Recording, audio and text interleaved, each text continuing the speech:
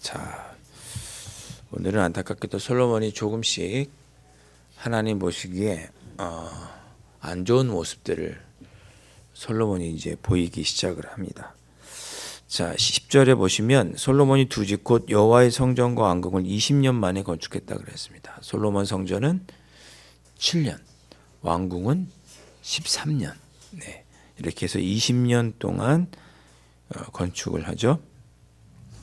근데 그 건축을 할 때 목재를 좋은 목재, 백향목, 레바논의 백향목을 대줬던 좋은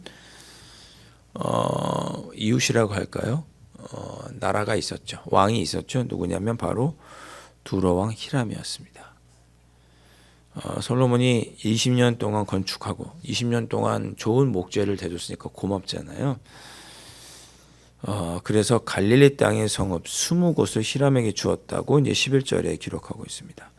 갈릴리 땅의 성읍 20곳을 히람에게 줬어요. 그러니까 두로 왕이 사는 지역과 인접해 있는 지역이 갈릴리였거든요. 갈릴리 위쪽으로 지중해 해변이 이제 두로였는데 그 두로 왕에게 이제 인접한 지역인 갈릴리의 20개 지역을 성읍 20곳을 히람에게 고맙다는 의미로 이제 히람에게 이제 줍니다. 재밌는 것은 히람이 이제 솔로몬이 자기에게 땅을 줬다고 하니까 보러 왔겠죠. 그 성을 딱 보더니 마음에 들지 않았다고 기록하고 있어요. 12절 끝에 보면 눈에 들지 않았다. 이게 마음에 들지 않았다는 거죠. 그래서 솔로몬을 뭐라고 부르냐면 내 형제여 이렇게 부릅니다. 그러니까 히람은 솔로몬을 되게 가깝게 생각했던 거예요. 형제여 이렇게 호칭할 정도면. 근데 이런 땅을 주냐 마음에 들지 않는다. 그래서 그 지역 이름을 가불 땅, 가불이라고 지었습니다. 메마른 땅, 불모지 이런 뜻이 가불 이런 뜻입니다. 이 땅은 쓸데가 없는 땅이네요. 그리고 받기는 받았어요. 그리고 대신 자기가 갖고 있던 돈, 금 120달란트 많은 돈을 솔로몬에게 대가로 줍니다. 그런 이야기가 10절부터 14절에 기록되어 있어요. 솔로몬이 자기가 성전을 짓고 왕궁을 짓는데 도움을 주었던 히람에게 좀 소홀하게 대한 거죠. 소홀하게 대한 거예요. 히람은 정성을 다해서 백향목과 잣나무와 금을 이렇게 제공했다고 11절에 기록하고 있는데 솔로몬이 소원한 대로 다 대줬습니다. 그런데 솔로몬은 쓸데없는 땅, 필요 없는 땅을 주었어요. 나중에 그래도 이제 27절에 보면 히람이 솔로몬이 배 만들다고 하니까 배 만들라고 또 목재를 보내주죠. 히람은 좋은 사람, 따뜻한 사람이었습니다. 좋은 마음으로 솔로몬을 대했는데 솔로몬이 너무 소홀하게 대했어요. 그것도 문제지만 더 중요한 건 뭐냐? 하필 가나안 땅을 줬어요. 정복한 다른 나라를 준 것이 아니고 갈릴리 지역이니까 가나안 땅이거든요. 가나안 땅을 줍니다. 가나안 땅은 하나님께서 이스라엘 백성들에게 선물로 준 곳이죠. 근데 감히 하나님께서 이스라엘 백성들에게 준 그 땅을 하나님께 묻지도 않고 그냥 줍니다. 주면 안 되죠. 차라리 히람이 그랬던 것처럼 돈으로 주든지 뭐 이스라엘에 나오는 특산물로 주든지 뭐 이랬어야 되는데 그 땅을 주어서는 안 됐어요. 약속의 땅, 가나안 땅은 하나님이 주신 건데 그것을 이방인에게 주는 잘못된 행동을 합니다. 여러분 우리가 이런 실수를 하면 안 될 것 같아요. 살면서 하나님께서 우리에게 선물로 주신 것, 은혜로 받은 것들을 내 것처럼 생각하고 당연히 내 거라고 생각하고 그러지 않았으면 좋겠습니다. 우리가 받은 가족, 건강, 우리가 받은 재물 다 하나님이 주신 건데 내가 해서 이만큼 누렸다고 생각을 해서 이것으로 내가 내 마음대로 사용하는 것은 잘못된 것, 실수하는 거라는 것을 오늘 솔로몬을 통해서 볼 수 있습니다.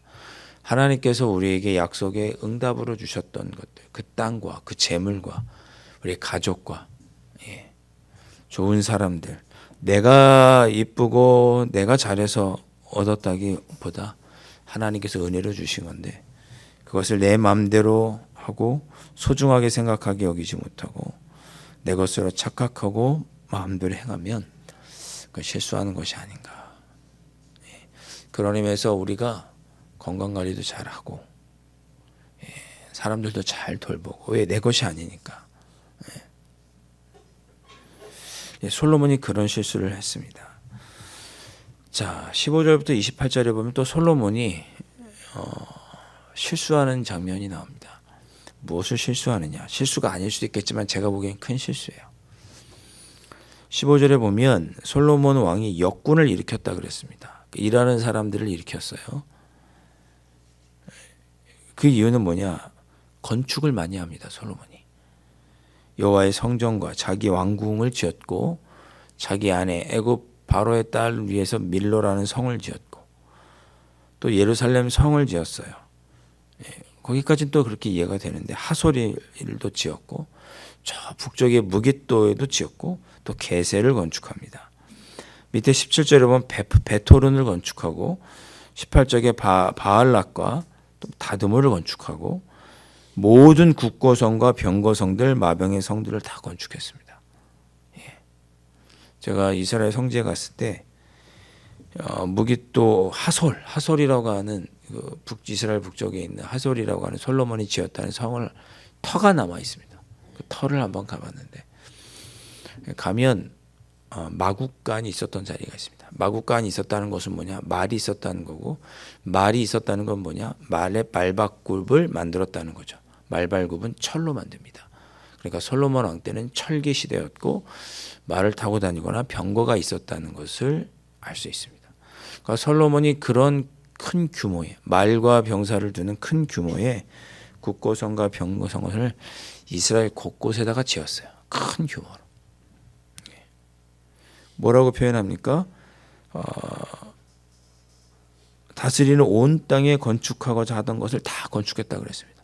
건축하려고 하는 것은 다 건축했어요. 이스라엘 땅에. 그러니까 그 건축하려면 또 일할 사람이 필요하잖아요. 역군이 필요하잖아요. 그런데 솔로몬이 이 같은 이스라엘 백성들로는 그렇게 많이 노역의 일을 보낼 수가 없어요. 노예를 삼을 수가 없어요. 자기 백성들. 그래서 가나안에 남아있던 이방 사람들을 노예 삼아서 건축을 합니다. 너무 많이 건축을 해요. 나중에 솔로몬이 죽고 그의 아들 르호보암이 왕이 되었을 때 유다 땅과 베냐민을 제외한 10개 지파의 사람들이 르호보암에게 와서 요청했던 게 뭐냐? 아버지 때문에 우리가 너무 많이 노역을 했다. 이 노역을 좀 줄여달라라고 요청을 합니다. 그랬더니 르호보암이 내가 3일만 시간을 달라 요청을 하죠. 근데 3일 동안 나이가 든 신하들은 노역을 줄여주라고 권면하고 젊은 신하들은 그러지 말고 더 강하게 나가라고 권면을 하죠. 그 젊은 신하들의 말을 솔로몬이 따릅니다. 그래서 우리 아버지가 너희를 채찍으로 다뤘지만 나는 전갈 채찍으로 너희들 다스리겠다. 노역을 줄여주지 않겠다. 계속 건축하는 일에 너희들 동원하겠다. 이렇게 얘기하죠. 그래서 남과 북이 나눠지는 거예요. 10개 지파가 반역을 일으키죠. 여로보암을 필두로 10명이 반역하고 자기 공사 감독했던 역군을 때려 죽이죠. 그렇게 해서 남과 북이 갈라지는 거예요. 그 씨앗이 누구부터 있었냐? 솔로몬 때부터 있었던 거예요. 너무 많이 건축했어요. 재정도 너무 많이 썼고 물론 돈도 많이 벌었겠지만 돈 어떻게 벌었어요? 오늘 밑에 보면 26절 이하에 에시온게에서 배 만들죠. 중개 무역한 거예요.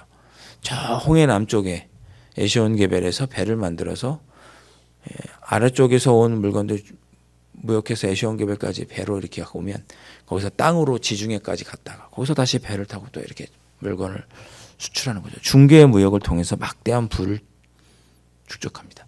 나중에 스바 여왕도 그 중개 무역에 대해서 솔로몬에게 고맙기도 하고 그래서 솔로몬을 찾아오는 거예요.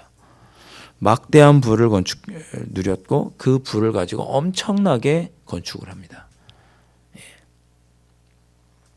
그것 때문에 멸망하는 거예요.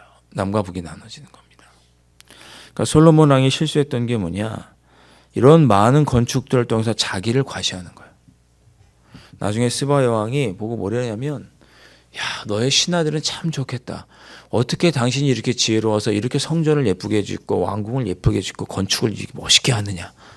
당신 신하들, 당신 백성들은 너무 좋겠다. 왕이 이렇게 지혜로워서. 그렇게 칭찬합니다. 자기의 지혜와 자기의 부유함을 솔로몬이 건축을 통해서 과시하는 거예요. 그리고 25절에 보면 해마다 3번씩 번제와 감사의 제물을 하나님께 드렸습니다. 많은 제물로 1년에 3번씩 성전을 찾았죠.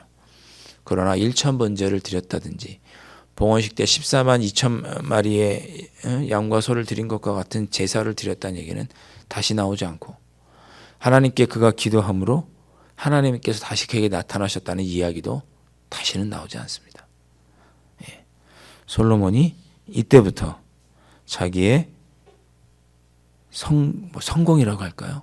부귀에 빠져서 점점 하나님이 원하지 않는 모습으로 변해버리는 느슨해진 신앙이 되는 그런 모습을 우리가 볼 수 있습니다. 자, 오늘 말씀 가지고 우리가 그래서 기도했으면 좋겠어요. 하나님, 내가 하나님께 받은 것은 하나님께서 주신 것, 은혜로 받은 것이니 내 것이라고 생각하지 말고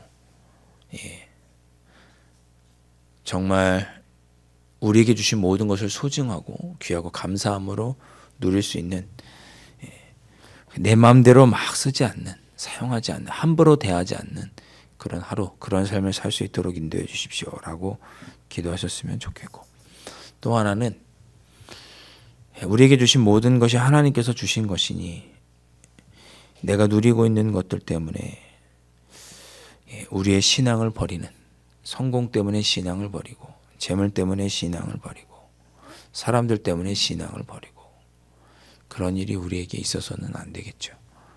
불렀던 찬송처럼 주 예수보다 귀한 것은 없는데 세상의 성공과 부귀, 명예, 쾌락과 즐거움을 유지하려고 하다가 그 모든 것을 잃어버리는 우리가 되어서는 안 될 것입니다. 한때 과거 세계에서 가장 부자라고 불렀던 데일 카네기, 그 카네기에게 가서 미국 기자가 물었대요. 당신은 부족함이 없이 모든 것을 다 누렸는데 많은 것을 가지고 있는데 혹시 아직도 남아있는 소원이 있느냐 물었습니다. 세계 제1의 갑부라고 했던 카네기에게. 근데 카네기가 그렇게 대답했대요. 조금만 더 가졌으면 좋겠다. 조금만 더 가졌으면 좋겠다. 사람은 그런 거죠. 욕심의 끝이 없어요. 솔로몬이 그러했습니다. 우리도 그런 모습 없이 욕심 내려놓고 세상의 부귀와 명예들을 취하기보다는 우리에게 주신 것에 감사하면서 우리의 믿음도 아름답게 지켜가고 성숙한 모습으로 살아갈 수 있는 저희들이 될 수 있도록 그렇게 기도하시는 이 새벽이 될 수 있기를 주님의 이름으로 축원드립니다. 기도하겠습니다.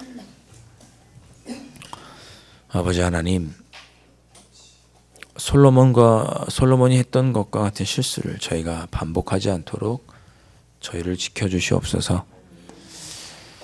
주님, 우리에게 주신 모든 것 하나님께서 주신 것인데 내 것이라고 생각하고 착각하여서 내 마음대로 함부로 쓰다가 아버지 하나님 실수하지 않는 저희들이 될 수 있도록 성령 하나님 지켜주시고 인도하여 주시옵소서.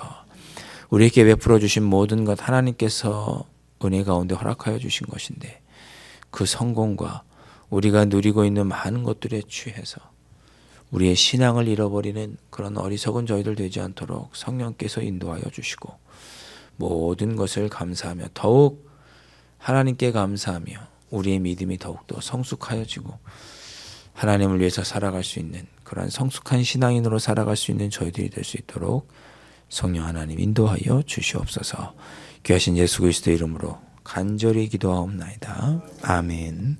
하늘에 계신 우리 아버지, 아버지의 이름을 거룩하게 하시며 아버지의 나라가 오게 하시며 아버지의 뜻이 하늘에서와 같이 땅에서도 이루어지게 하소서. 오늘 우리에게 일용할 양식을 주시고 우리가 우리에게 잘못한 사람을 용서하여 준 것 같이 우리 죄를 용서하여 주시고 우리를 시험에 빠지지 않게 하시고 악에서 구하소서. 나라와 권능과 영광이 영원히 아버지의 것입니다. 아멘.